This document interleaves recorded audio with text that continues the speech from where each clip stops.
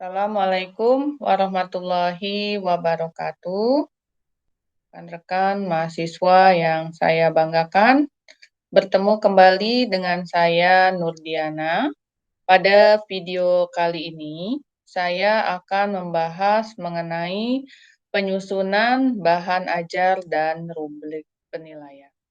Tentunya bagi kita sebagai calon guru, bahwa bahan ajar dan rubrik penilaian merupakan satu hal yang penting di dalam proses pembelajaran. Baik, kita akan masuk ke materi selanjutnya, di mana tujuan pada pembahasan kita hari ini adalah mahasiswa dapat memahami teknik penyusunan dan pengembangan bahan ajar. Lalu tujuan yang kedua adalah diharapkan mahasiswa dapat memahami dan mengembangkan evaluasi dan rubrik penilaian. Pokok-pokok bahasan yang akan kita bahas pada video kali ini adalah tentang bagaimana teknik penyusunan buku sebagai bahan ajar, kemudian tahap pengembangan dan penyusunan buku sebagai bahan ajar, kemudian ada lembar evaluasi bahan ajar, lalu ada rubrik atau kriteria penilaian.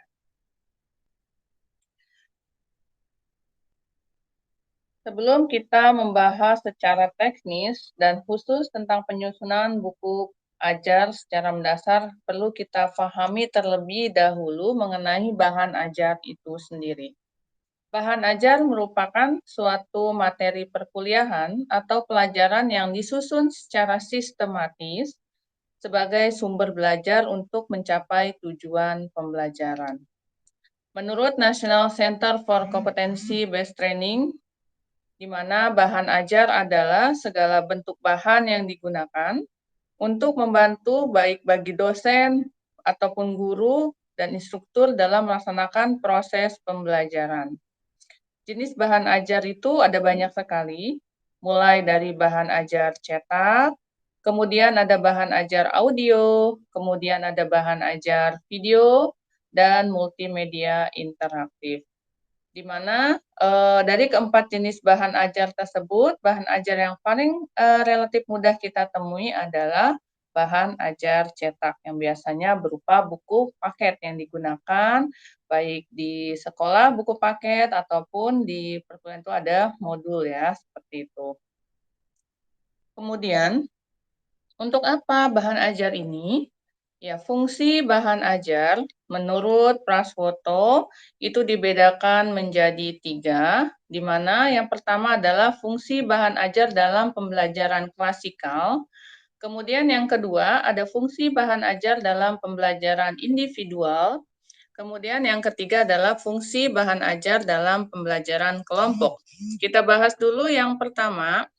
Fungsi bahan ajar dalam pembelajaran klasikal antara lain adalah sebagai satu-satunya sumber belajar serta pengawas dan pengendali proses pembelajaran. Ini untuk membuat peserta didik itu yang bersifat pasif ya. Kemudian yang kedua adalah sebagai bahan pendukung proses pembelajaran yang diselenggarakan. Kita lihat yang kedua, fungsi bahan ajar dalam pembelajaran individual, di mana di sini fungsi bahan ajar itu sebagai media utama dalam proses pembelajaran. Kemudian yang kedua, sebagai alat yang digunakan untuk menyusun dan mengawasi proses peserta didik dalam memperoleh informasi. Dan yang ketiga, sebagai penunjang media pembelajaran individual lainnya.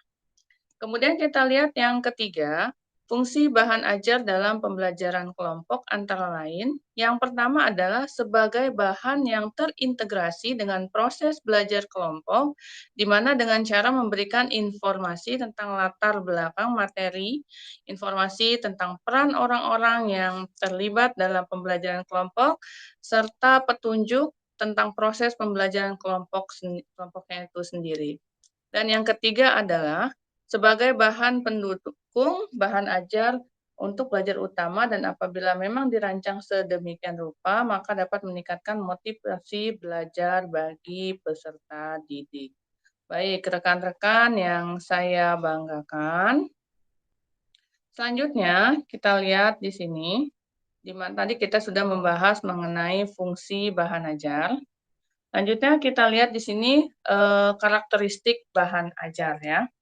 Karakteristik bahan ajar yang pertama adalah self-instruksional, di mana bahan ajar ini dapat membuat peserta didik mampu belajar diri sendiri dengan bahan ajar yang dikembangkan.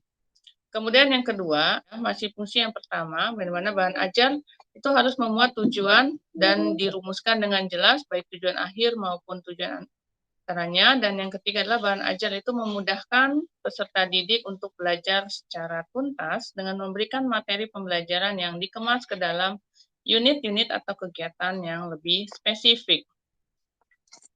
Karakteristik bahan ajar yang kedua adalah self-contained, yaitu bahan ajar haruslah memuat seluruh bagian-bagiannya dalam satu buku secara utuh untuk memudahkan peserta didik mempelajari bahan ajar tersebut. Fungsi yang ketiga adalah stand alone atau berdiri sendiri. Yaitu bahan ajar ini memang harus dikembangkan, tidak tergantung pada bahan ajar lain dan tidak harus digunakan bersama dengan bahan ajar lainnya. Dan yang keempat adalah adaptif, yaitu bahan ajar hendaknya memiliki daya adaptif yang tinggi terhadap perkembangan ilmu dan teknologi untuk menambah pengetahuan peserta didik terkait dengan perkembangan zaman atau yang lebih khususnya perkembangan ilmu dan teknologi. Dan yang kelima, karakteristik bahan ajar adalah user friendly, yaitu bahan ajar itu selayaknya hadir untuk memudahkan peserta didik untuk mendapatkan informasi dengan sejelas-jelasnya. Itu karakteristik dari bahan ajar. Nah, ini ada jenis-jenis bahan ajar. Seperti tadi di awal sudah kita jelaskan ya, di mana jenis-jenis bahan ajar kita melihat pendapat dari ahli. Di sini saya ambil dari Henix. Dia mengelompokkan 5 jenis bahan ajar berdasarkan cara kerjanya. Yang pertama adalah bahan ajar yang tidak diproyeksikan. Itu contohnya seperti foto, diagram, display, maupun model.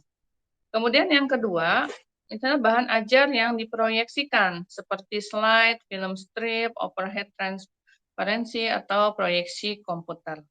Yang ketiga, bahan ajar audio, misalnya dari kaset ataupun compact disc.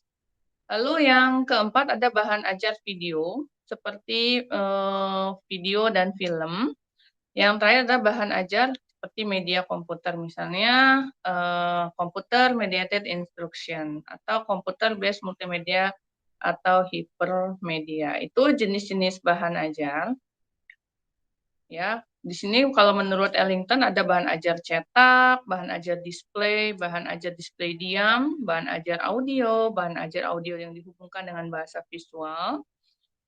Kemudian kita lihat lagi, ini masih pendapat ahli, nanti bisa teman-teman searching ya.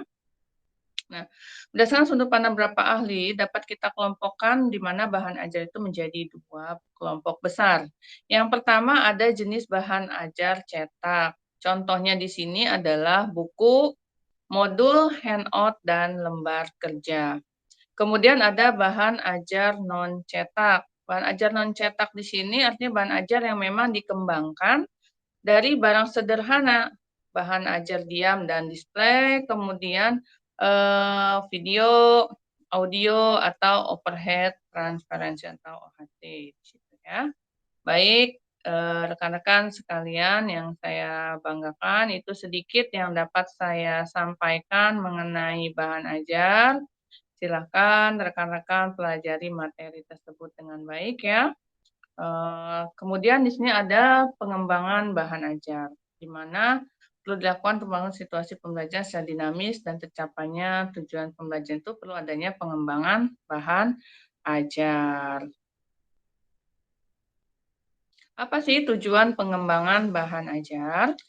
Tujuan pengembangan dari bahan ajar yaitu untuk menyediakan bahan ajar yang sesuai dengan tuntutan kurikulum, kemudian menyediakan bahan ajar dengan pertimbangan kebutuhan peserta didik, lalu membantu peserta didik untuk memperoleh alternatif bahan ajar selain memang buku teks, lalu yang keempat adalah untuk memudahkan dalam melaksanakan pembelajaran. Itulah sedikit yang dapat saya sampaikan untuk materi kali ini. Mudah-mudahan video ini dapat bermanfaat dan membantu rekan-rekan sekalian dalam memahami materi mengenai pengembangan bahan ajar. Terima kasih atas perhatiannya. Semoga yang kita bahas bermanfaat untuk kita semua. Manjada wajada, siapa yang bersungguh-sungguh dia akan dapat. Terima kasih. Salam kompak dan salam hangat selalu. Assalamualaikum warahmatullahi wabarakatuh.